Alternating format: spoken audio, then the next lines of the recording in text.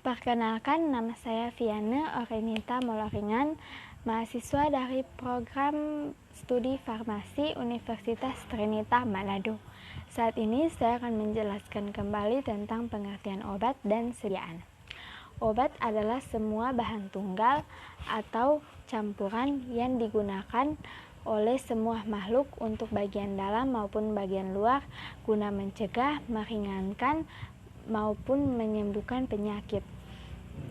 Pengertian obat secara khusus ada obat jadi. Obat jadi itu adalah obat dalam keadaan murni atau campuran dalam bentuk serbuk, tablet, pil, dan lain-lain. Yang kedua ada obat paten. Obat paten itu adalah obat jadi dengan nama dagang yang telah terdaftar atas nama si pembuat yang dikuasakannya dan dijual dalam bentuk asli dari pabrik yang memproduksinya. Yang ketiga ada obat baru. Obat baru adalah obat yang terdiri atas atau berisi zat yang berkhasiat ataupun tidak berkhasiat sehingga tidak diketahui khasiat dan kegunaannya. Yang keempat ada obat asli. Obat asli adalah obat yang didapat langsung dari bahan-bahan alam Indonesia, terolah secara sederhana atas dasar pengalaman dan digunakan dalam pengobatan tradisional. Yang kelima ada obat tradisional. Obat tradisional adalah obat yang didapat dari bahan-bahan alam, mineral, tumbuhan, hewan, terolah secara sederhana atas dasar pengalaman dan digunakan dalam pengobatan tradisional. Yang keenam ada obat esensial. Obat esensial adalah obat yang paling dibutuhkan untuk pelayanan kesehatan masyarakat, terbanyak dan tercantum dalam daftar obat esensial DOEN yang ditetapkan oleh Menteri Kesehatan RI. Yang ketujuh ada obat generik. Obat generik adalah obat yang dengan nama resmi yang ditetapkan dalam VI untuk zat berkhasiat yang dikandungnya. Berikutnya ada macam-macam penggolongan obat, yaitu untuk mencegah, menyembuhkan, dan untuk mendiagnosis. Yang kedua, menurut cara penggunaan obat. Yang pertama ada medicamentum et usum internum, yaitu pemakaian dalam melalui oral bertiket putih. Yang kedua ada medicamentum et usum externum, yaitu pemakaian luar melalui implantasi, injeksi, membran mukosa, dan lain-lain. Yang ketiga ada menurut cara kerja, yaitu lokal dan sistemik. Lokal yaitu obat yang bekerja pada jaringan setempat seperti pemakaian topikal, contohnya salep, suntik. Dan yang kedua ada sistematik, yaitu obat yang didistribusikan ke seluruh tubuh melalui oral, contohnya obat tetes mata. Yang keempat ada menurut undang-undang, yaitu narkotika. Yang pertama yaitu obat yang diperlukan dalam bidang pengobatan dan iptek dan dapat menimbulkan ketergantungan dan ketagihan yang sangat merugikan masyarakat atau individu jika dipergunakan tanpa pembatas atau pengawasan dokter. Yang kedua ada obat psikotropika, yaitu obat yang mengaruhi proses mental, merangsang, menenangkan, atau mengubah pikiran, perasaan, atau kelakuan orang.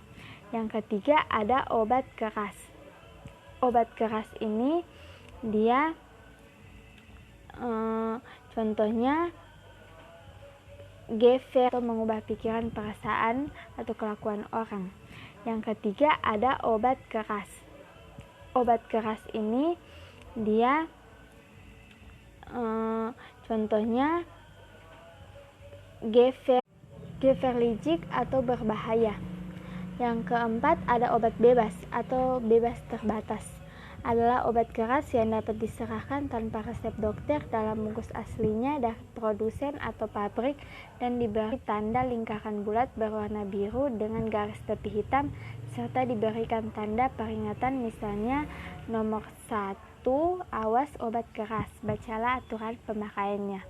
Yang kelima ada obat bebas, yaitu obat yang dapat dibeli secara bebas dan tidak membahayakan bagi si pemakai dalam batas dosis yang dianjurkan dan diberi tanda lingkaran bulat berwarna hijau dengan garis tepi hitam.